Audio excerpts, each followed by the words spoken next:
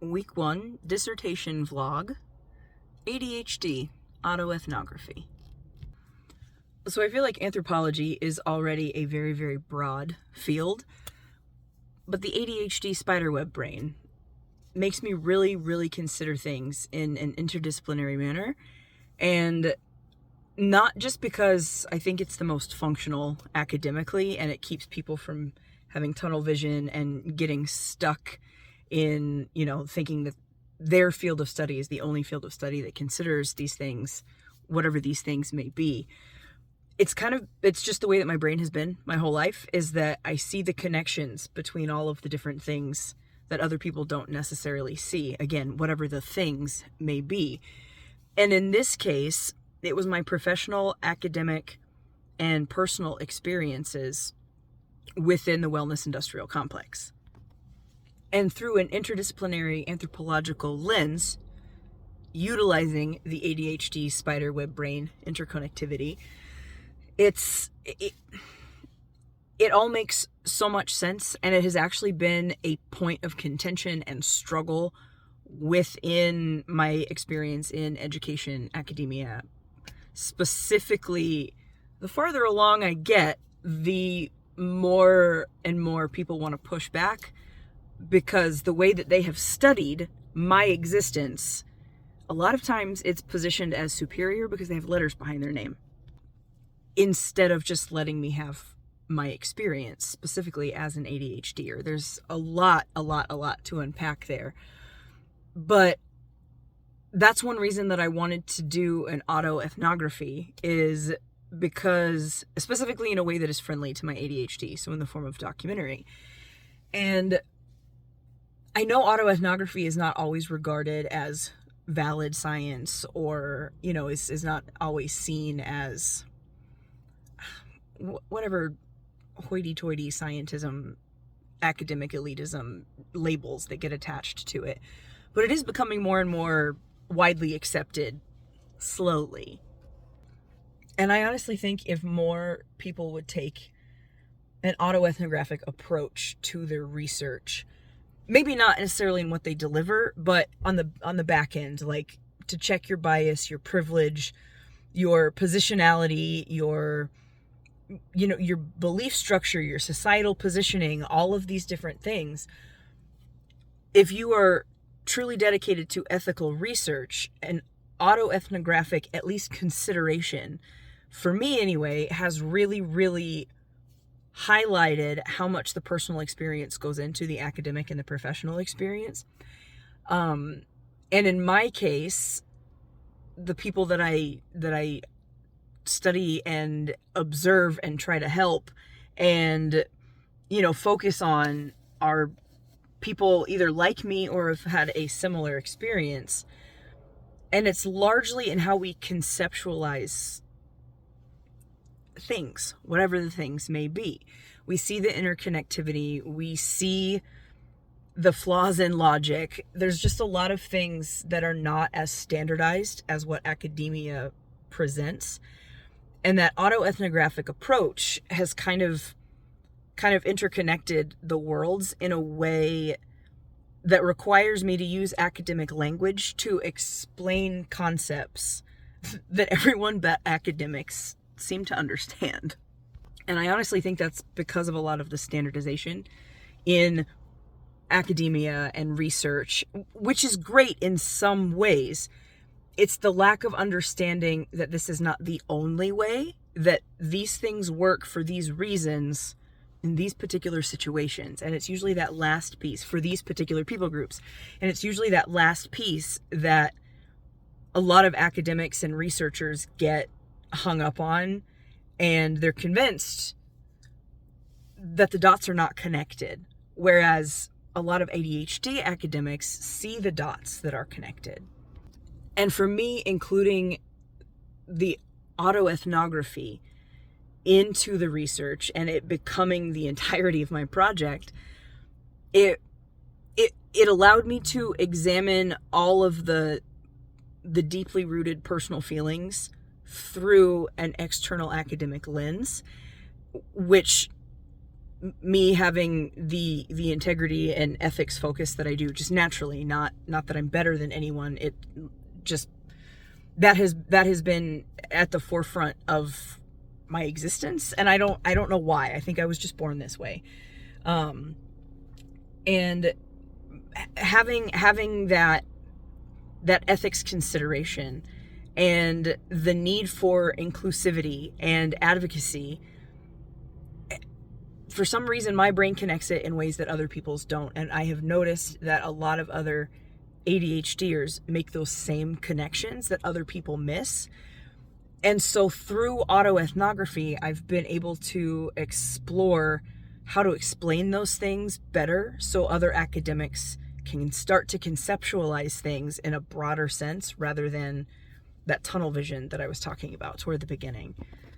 And where this comes in specifically for my project, other than that is the project, is that professionally, I am a clinical nutritionist that specializes in eating disorders, body dysmorphia, metabolic health, musculoskeletal health, because they're all tied together. And I use anthropology in that all the time because my focus in anthropology has been a lot. My thesis was on reframing obesity, and I used the BMI usage in the military as a case study, basically, and really highlighted the modern existence of eugenics, and that makes people uncomfortable, and I'll do a whole other video on that. But so that tied the academic into the professional, and the foundation for the curiosity for all of those things was this personal experience that I was having that was very, very real and very, very visceral, and it made sense to me why my body was shutting down and responding in the way that it was. But I was being told professionally and academically that I was the problem. And as it turns out, there are 50 plus years of research talking about the inherent biases and flaws within how we perceive different people in different identities and bodies, and how that translates into the wellness industrial complex, which includes medical care, insurance, marketing, food systems and promotions and production and marketing. I think I said that already, but that's a big one. So it's all of these things that are interconnected, and this personal experience fueled my curiosity in academia and as well as my professional experience. And I've also noticed that professionals a lot of times will judge academics and academics will judge professionals, and a lot of times academics actually have a smaller purview of what's going on. Is that the right word? I don't know. I'll look it up later. And they think that they know more than they do because they have the fancy titles and the letters after their names, and they've read more studies. The other thing about those studies that academics and researchers have access to, not all professionals do. And then you have the media dripping in, and again, ADHD spiderweb brain, connecting all of these things. And because of my professional experience, I've worked in health and wellness and fitness nutrition for 16 years now, in some capacity or another, in a bunch of different varieties. My academic experience, largely in anthropology, but also in philosophy and religion and integrative and functional nutrition, with specializations in culinary nutrition and my body medicine. And it was all because, not all, largely because my personal experience was so similar to the people that I was working with, and so similar to the populations that I was interested in learning more about. And we were all experiencing a similar thing in a different way, which was erasure through colonial capitalistic frameworks within society. And so the autoethnography, so the ADHD had all these things that was piecing together, and I was like, oh, connected. So the autoethnography allowed me to be able to bring a personal perspective to things that I was seeing from a bunch of different perspectives and lenses. And it's still a constant fight to validate my personal experience, my professional experience, and my academic experience and expertise and all of those things because of the systemic barriers. And it's hard to critique a system that you are operating within, especially when that system has to give you a stamp of approval. And I think that this particular approach is the most functional way to present the broad web and categories that are all connected. But when I first started the project, it was way too broad, and I just kept getting pushback. And I don't mean this in a judgmental way. I kept getting pushback because everybody else's idea was this big. And I was talking about this, and they did not have the capacity to handle anything outside of this, or maybe this, and I'm talking out here. So this particular project will focus on eating disorders, body image, and wellness, media, and practice through me. So I know that was the most ADHD delivery of all of that, but I thought maybe putting my thoughts into a vlog and sharing, so that way people can respond and ask questions, and maybe even share their experiences, your experiences if you're watching this.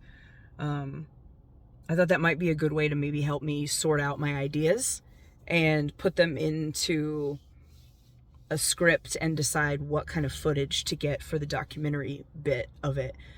But I don't know, it felt like the autoethnographic approach to the ADHD, an autoethnographic approach through the lens of an ADHD brain would be a really great way to talk about all of the things that overlap personally, professionally, and academically, while also addressing the limitations within all three of those systems and experiences and how those have impacted my health. So it's very meta on a lot of levels as well. I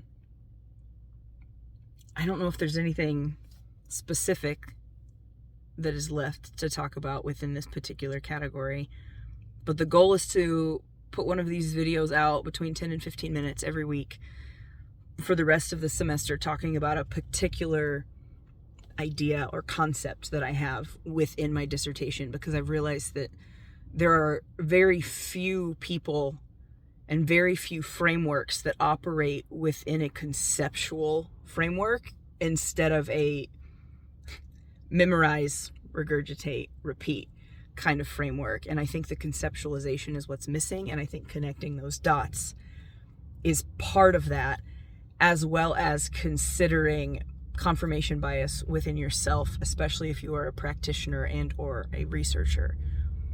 I know that was a lot of words, but it all ties together. Let me know your thoughts. Let's see where these vlogs take us.